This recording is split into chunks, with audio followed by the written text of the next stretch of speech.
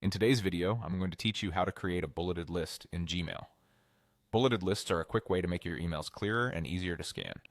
Whether you're sharing action items, outlining next steps, or listing resources, the process in Gmail is simple and only takes a few clicks.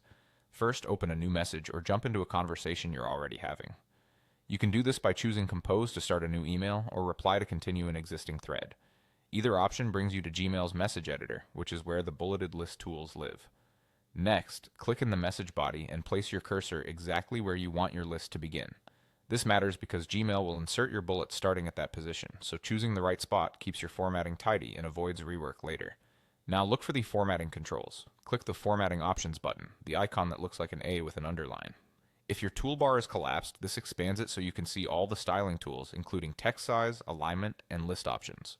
If the toolbar is already visible, you're all set. With the toolbar open, click the bulleted list icon. It looks like a set of small dots with lines next to them. As soon as you click it, Gmail switches into list mode and places the first bullet in your email, ready for your text. This tells you that anything you type next will automatically be part of the list. Start typing your first list item. When you're done with that line, press enter.